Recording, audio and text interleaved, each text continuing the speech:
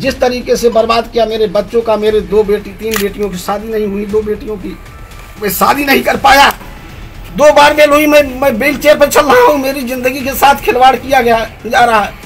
आपने गायत्री प्रसाद प्रजापति का नाम तो जरूर सुना होगा। वही गायत्री प्रसाद प्रजापति जो अखिलेश सरकार में पहले अमेठी से विधायक बने, फिर खनन मंत्री बने, उसके बाद बलात्कार के आरोपी बने और अब आरोप साबित होने के बाद मुजरिम बन गए। जी हाँ, लखनऊ के एमपी एमएलए कोर्ट ने गायत्री प्रसाद प्रजापति को उम्र कैद की सजा सुनाई है, जिसके बाद गायत्री प्रसाद प्रजापति फूट फूट कर रोए। लेकिन आखिर उन पर इल्जाम क्या है जिसके साबित होने पर उन्हें इतनी बड़ी सजा दी गई? तो जनाब, इसका जवाब आपको आगे मिलेगा।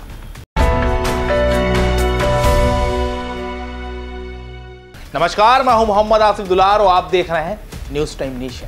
पूर्व खनन मंत्री गायत्री प्रसाद प्रजापति को लखनऊ के एमपी एमएलए कोर्ट ने आजीवन कारावास की सजा सुनाई है। इसके साथ ही 2 लाख का जुर्माना भी ठोका है। कोर्ट ने फैसला चित्रकूट की महिला से गैंगरेप और उसकी बेटी के साथ रेप के प्रयास में दोषी ठहराए जाने के बाद सुनाया है। सजा सुनते ही गायत्री प्रसाद प्रजापति फूट फूट कर रोने लगे। वहीं मामले में आरोपी गायत्री के दोनों साथी आशीष शुक्ला और अशोक तिवारी को भी आजीवन कारावास की सजा मिली है।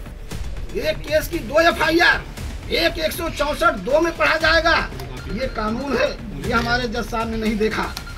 और मूल एफआईआर फोटो कॉपी है, हमको एफआईआर की कॉपी जो एफआईआर हुआ है वो सुप्रीम कोर्ट में जो दी गई है तहरीर, वो तहरीर नहीं है जज साहब उसको नहीं देखे। सुप्रीम कोर्ट में जो तहरीर है, अगर एफआईआर उस पर होनी चाहिए, यहाँ एफआईआर बदल कर उत्तर प्रदेश की सरकार ने कराया है। अगर ये सरकार, मैं फिर कहना चाहता हूँ हाथ जोड़ करके कि देखा जाए, जो है अदालत देखे। उच्च अदालत से मेरा निवेदन है कि 2 इन्होंने एफआईआर, एक गोमती नगर 1330/16 है, उस 1330/16 में मुझे मुलजिम में नामजद नहीं था। 29/17 में एफआईआर हुई, हमारी बेल हुई, जमानत हुई। 25/4/2017 को मेरी बेल होती है, इसी कोर्ट से होती है, पास्को कोर्ट से। मुझे जो है रोकने के लिए उत्तर प्रदेश की सरकार, मौजूदा राजनीतिक साहब तुरंत जाकर के हाई कोर्ट से स्टे करा दिया गया और 25 को ही बेल हो रही है। 25 को ही हमारे 164 इस मुकदमे का, कि जज साहब बताएं, इस मुकदमे में 164 सील रहता है, 164 सील था, उस 164 कैसे चला गया और जाके दूसरे मुकदमे में 164 में मुझे वहाँ मुलजिम बना करके, और मुझे रातों रात 3 मुकदमे मेरे ऊपर लाद दिया गया। सुबह मुझे ला करके यहाँ पर रिमांड लिया गया।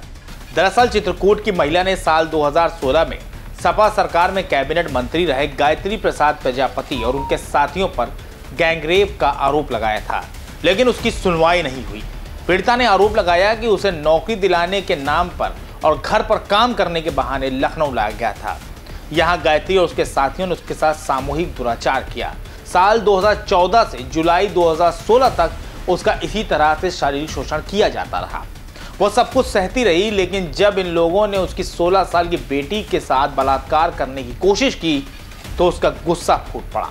इसके बाद ही उसने साल 2016 अक्टूबर में तत्कालीन डीजीपी से शिकायत की, लेकिन सिर्फ कार्रवाई का आश्वासन मिला। इस पर ही उसने सुप्रीम कोर्ट का दरवाजा खटखटाया। सुप्रीम कोर्ट ने इस मामले में यूपी पुलिस को पीड़िता की एफआईआर दर्ज कराकर त्वरित कार्रवाई करने के आदेश दिए। इसके बाद पुलिस हरकत में आई। लखनऊ के गौतमपल्ली कोतवाली में फरवरी 2017 में एफआईआर हुई और 15 मार्च 2017 को आशियाना से गायत्री प्रसाद प्रजापति को गिरफ्तार कर लिया गया। इससे पहले एसटीएफ और यूपी पुलिस ने उसके साथ नामजद सहयोगी अशोक तिवारी और आशीष शुक्ला को नोएडा से पकड़ लिया था। इन दोनों पर गायत्री को शरण देने का आरोप था। चित्रकूट की इस पीड़िता से समझौते के लिए गायत्री और उनके साथियों ने पूरा जोर लगा दिया, लेकिन पीड़िता अपनी जिद पर अड़ी रही। गायत्री की गिरफ्तारी के बाद ही उस पर बयान बदलने के लिए भी दबाव बनाए गए, लेकिन वो किसी भी हाल में न मानी। आखिरकार उस महिला की मेहनत और संघर्ष रंग लाया और गायत्री प्रसाद प्रजापति को उम्र कैद की सजा हो गई। मैं हिंदुस्तान की जनता से कहना चाहता हूँ कि मेरा जीवन जिस तरीके से बर्बाद किया, मेरे बच्चों का, मेरे 2 बेटी 3 बेटियों की शादी नहीं हुई, 2 बेटियों की मैं शादी नहीं कर पाया, 2 बार बेल हुई, मैं व्हील चेयर पर चल रहा हूँ, मेरी ज़िंदगी के साथ खिलवाड़ किया जा रहा है। मुझे इलाज नहीं कराने दिया, हाई कोर्ट से मुझे बेल 2 महीने के लिए हुई, तो बेल भी जो है निरस्त करा दी गई, सरकार चली गई। उसके अलावा भी दो बेलें छोटे मुकदमे में जिन लोगों ने साजिश रची उन्हीं लोगों के द्वारा की गई 2 मुकदमे करा करके फिर हमको जेल में रख दिया गया। आज उस बेल के भी स्टे सरकार उत्तर प्रदेश जाकर कर रही है। मैं कहना चाहता हूँ उत्तर प्रदेश की सरकार क्यों भयभीत है, क्योंकि इस गरीब के लड़के प्रजापति कुमार के बेटे से बदला, कौन सा बदला लेना चाहते हो कि ये अमेठी से राजनीति न कर सके।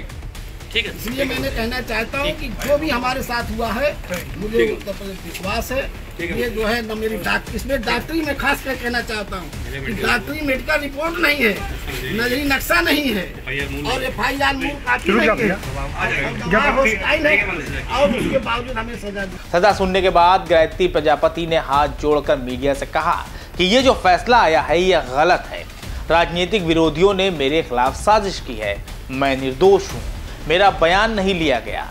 इतना ही नहीं, गायत्री प्रजापति ने कहा कि मेरी मांग के बावजूद नार्को टेस्ट नहीं करवाया गया, मैं अमेठी तक चुनाव न लड़ सकूं, इसलिए यह फैसला सुनाया गया है।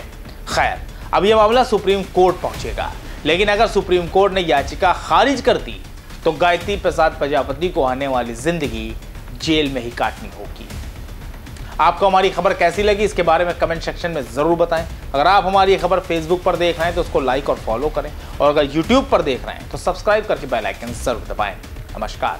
सब्सक्राइब करें आपका अपना चैनल न्यूज टाइम नेशन, और हर खबर सबसे पहले पाने के लिए बेल आइकॉन जरूर दबाएं। और हाँ, खबरें पसंद आ जाएं तो लाइक और शेयर करना ना भूलें।